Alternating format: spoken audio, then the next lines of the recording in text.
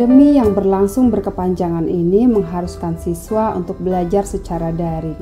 Karena terlalu lama, tentu saja ada kekhawatiran terjadinya learning loss. Learning loss adalah terjadinya kemunduran proses akademik, misalnya mutu pembelajaran menjadi berkurang. Saat ini, pembelajaran tatap muka secara terbatas telah berlangsung. Nah, bagaimana cara saya mengimplementasikan pembelajaran tatap muka secara terbatas untuk mengatasi learning loss tersebut?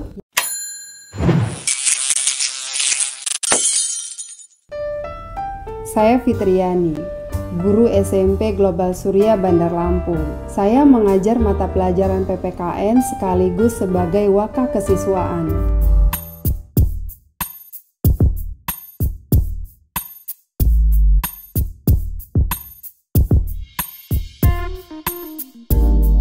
Sejak pembelajaran daring berlangsung dari tahun 2020, saya telah menerapkan flipped classroom dan blended learning ini dalam pembelajaran daring. Sehingga pada saat pembelajaran tatap muka terbatas ini, metode ini tetap saya gunakan. Saya memberikan materi berupa video pembelajaran ataupun bahan bacaan pada sesi asinkronus kepada siswa saya secara individu melalui Google Classroom.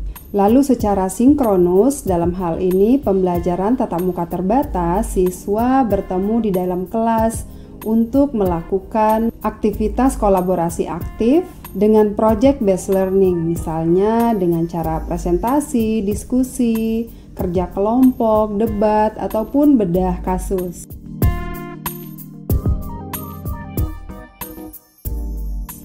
Pada saat pembelajaran tatap muka terbatas ini juga, saya menggunakan Google Workspace for Education dalam pembelajaran. Saya percaya di masa depan penggunaan teknologi dalam belajar dan mengajar akan menjadi hal yang utama. Untuk itu, saya mengajak siswa-siswa saya agar bijak dalam menggunakan teknologi sekaligus menjadi warga digital yang bermoral Pancasila. Pada saat pembelajaran daring, saya menerapkan pembelajaran sosial emosional.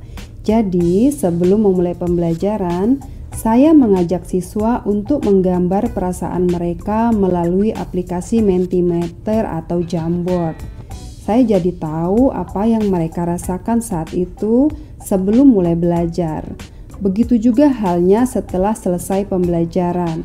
Saya biasanya melakukan refleksi apa yang telah mereka pelajari hari itu dan bagaimana perasaan mereka melalui aplikasi Padlet. Kebiasaan tersebut saya terapkan juga pada pembelajaran tatap muka secara terbatas. Bedanya adalah ketika saya melakukan pembelajaran secara daring, siswa saya ajak menggunakan Mentimeter, Jamboard ataupun Padlet. Pembelajaran tatap muka secara terbatas ini, maka media yang saya gunakan adalah kertas dan spidol ataupun pena berwarna.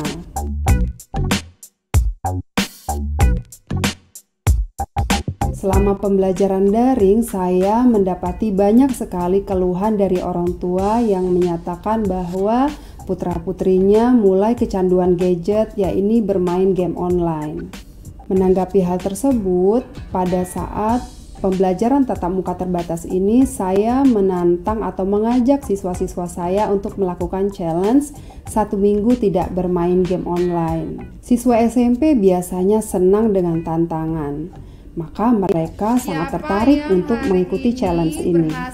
Bagi siswa yang berhasil mengikuti challenge tersebut, saya akan memberikan apresiasi berupa sertifikat yang saya buat melalui aplikasi Canva. Terlihat sepele, tapi ternyata siswa-siswa saya sangat senang dengan challenge tersebut, apalagi ketika mereka mendapatkan sertifikatnya.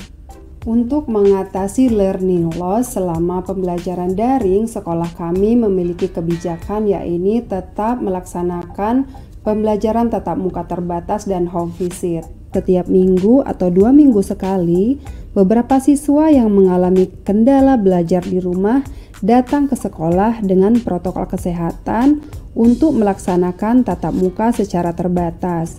biasanya 3-5 siswa dari kelas 7, 8, dan 9. Selain itu, kami juga melakukan kunjungan atau home visit ke rumah siswa yang mengalami kendala selama pembelajaran daring. Hal lain yang saya lakukan dalam mengatasi learning loss adalah membuat materi pembelajaran melalui akun YouTube. Saya belajar menggunakan aplikasi-aplikasi untuk mengedit video yang bagi saya ketika itu sama sekali baru.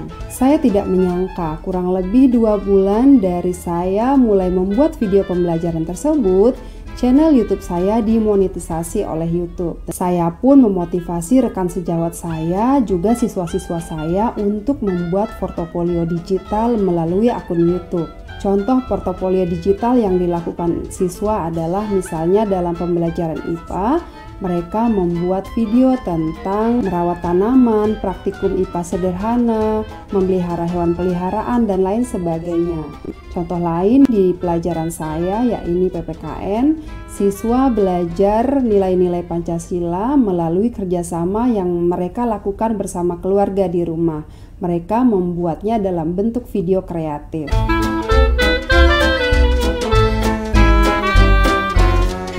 Praktik baik lainnya yang saya lakukan untuk mengembangkan diri dalam masa pandemi adalah mengikuti program guru penggerak, yakni menjadi pendamping guru penggerak angkatan 1 dan mengikuti program Google Master Trainer. Perubahan mindset tentang konsep pendidikan mulai saya rasakan di diri saya. Cara saya memandang siswa sebelum dan sesudah mengikuti program guru penggerak tersebut benar-benar berbeda. Itu tadi gambaran mengenai apa yang telah saya lakukan dalam pembelajaran tatap muka terbatas ini untuk mengatasi learning loss yang ada di sekolah saya.